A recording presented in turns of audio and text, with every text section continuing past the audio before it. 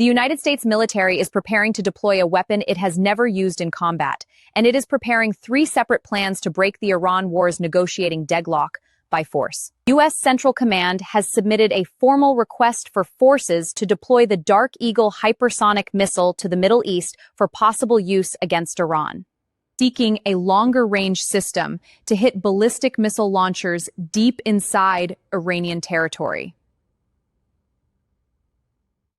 If approved, it would mark the first time the United States has ever deployed its hypersonic missile in combat, a weapon that is running far behind schedule, and has not been declared fully operational, even as Russia and China have already deployed their own versions. The reason CENTCOM is asking for it now is specific.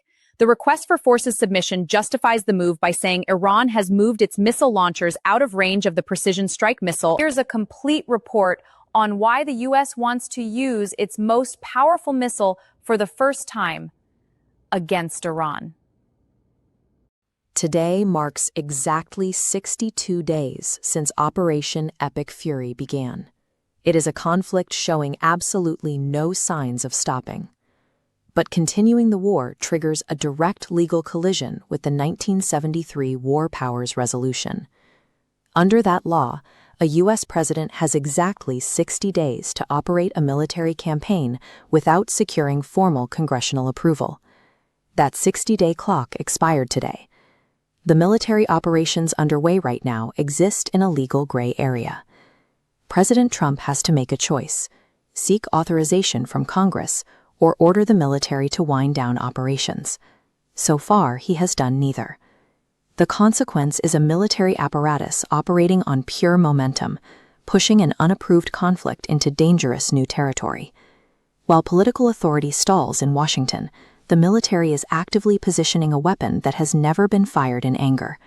It is the Dark Eagle hypersonic missile.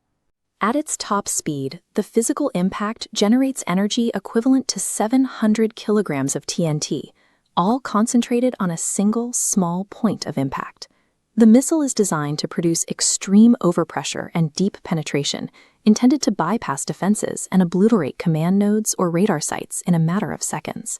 Positioning a weapon of this caliber at the edge of the battlefield, precisely when legal authority has vanished, indicates the military is preparing for a massive, unauthorized expansion of the war. The hypersonic request is one of several paths toward escalation. CENTCOM has prepared 3 separate military plans for the president's consideration.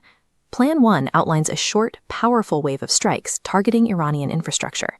The goal is to break the current negotiating deadlock and force Iran to return to talks showing more flexibility. Plan 2 involves taking over part of the Strait of Hormuz to reopen it to commercial shipping, an operation that could involve the deployment of ground forces. Plan 3 involves a special forces operation to physically secure Iran's stockpile of highly enriched uranium. Each of these 3 military options represents a severe escalation of a conflict that has already lasted 2 months. But while the conventional plans rely on established tactics, the Dark Eagle request is constrained by extreme scarcity. There are no more than 8 of these missiles in existence worldwide, and production is currently limited to roughly 1 to 2 units per month. Each missile costs approximately $15 million, and deploying a single battery carries a price tag of $2.7 billion. Authorizing a strike means the U.S. would be committing nearly its entire global inventory of hypersonic weapons to this one specific theater. Because of its strategic implications, the Dark Eagle operates under a rigid bureaucratic rule. National leadership must personally approve every single strike. The chain of command bypasses theater commanders entirely. It runs directly from the president to U.S. STRATCOM, straight to operational units. This centralized structure is highly unusual for a non-nuclear weapon. It perfectly mirrors the command chain for intercontinental ballistic missiles and submarine-launched nuclear weapons.